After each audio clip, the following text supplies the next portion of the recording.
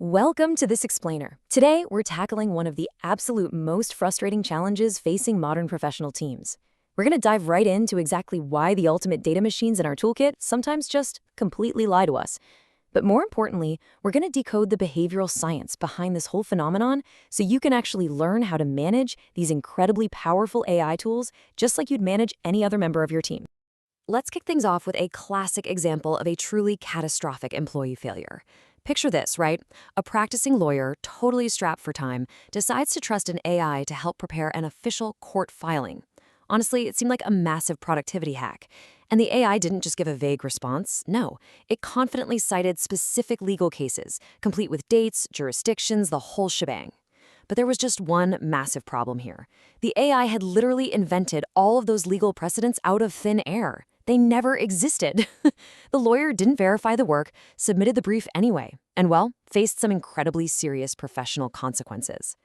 And this brilliantly illustrates our core mystery. Why on earth would a machine, something fundamentally designed to process facts, compute data, and execute logic, suddenly start making things up out of thin air? Think about it. When a calculator doesn't know an answer, it throws an error message, right? It doesn't just confidently pretend that 2 plus 2 equals 5.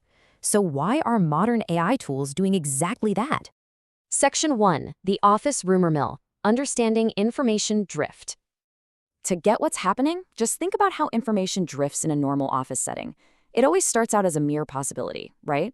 Like in step 1, Sarah heard the meeting might move. But by step 2, it becomes a probability. I think the meeting moved. And then by step 3, it's suddenly stated as absolute, undeniable fact. The meeting has definitely moved. Now, nobody in this chain maliciously intended to lie or deceive their coworkers. Not at all. Instead, well-meaning people simply and totally unconsciously filled in the missing details as the info passed from person to person. They essentially just smoothed out the uncertainty. Section 2. Brains and Bots. Predicting the Autocomplete Effect. See, our brains are, at their core, magnificent prediction machines. If I say to you, peanut butter and, your brain instantly, without any conscious effort at all, supplies the word jelly. You naturally anticipate what happens next in stories, you probably finish familiar sentences for your spouse, and you constantly predict the immediate future based on established patterns. Well, large language models function the exact same way. They aren't actually thinking in the way we traditionally define it. They're just recognizing massive linguistic patterns to autocomplete the next most mathematically likely word. It's basically a highly complex, incredibly fast game of fill in the blank. Moving to Section 3, Anatomy of a Hallucination. Predicting what sounds right. Let's say you ask an AI, what did Steve Jobs say in his 2018 interview? You are actually setting a linguistic trap. Steve Jobs tragically passed away in 2011, so obviously there was no 2018 interview. But because the AI is a prediction machine heavily trained on patterns of interviews, business advice, and Steve Jobs quotes, it might not give you an error message. Instead, it might just string together a highly plausible-sounding quote about innovation and design and happily attribute it to 2018.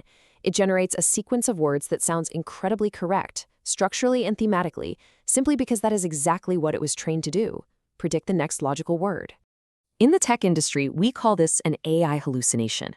It happens when the model prioritizes making a confident-sounding prediction over just admitting it lacks the actual data.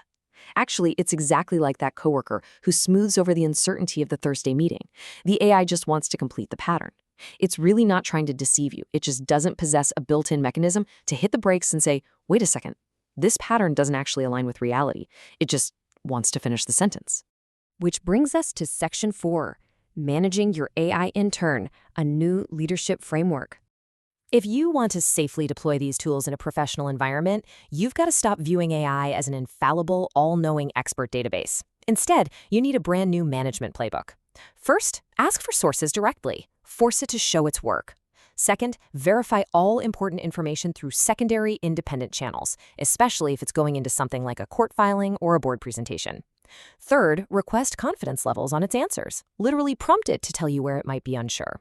And finally, actively challenge its base assumptions. If you push back, you'll find it often corrects its own generated hallucinations. You basically have to start treating your AI tool exactly like an incredibly knowledgeable, lightning-fast, but occasionally very naive intern. I mean, think about it. If you hired a brilliant college grad on their very first day, you wouldn't just take their raw research and publish it straight to your shareholders without even glancing at it, right? No way. You'd review it, you'd guide them, you'd ask them where they got their data. If you manage AI with that exact same level of oversight and patient guidance, you will absolutely mitigate the risks of hallucinations while still maximizing this intern's unbelievable limitless output.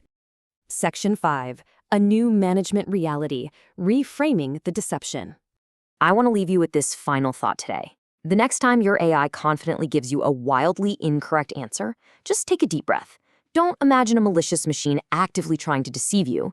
Instead, imagine that eager intern caught up in the autocomplete rumor mill, desperately trying to finish a sentence that just drifted a little too far from reality.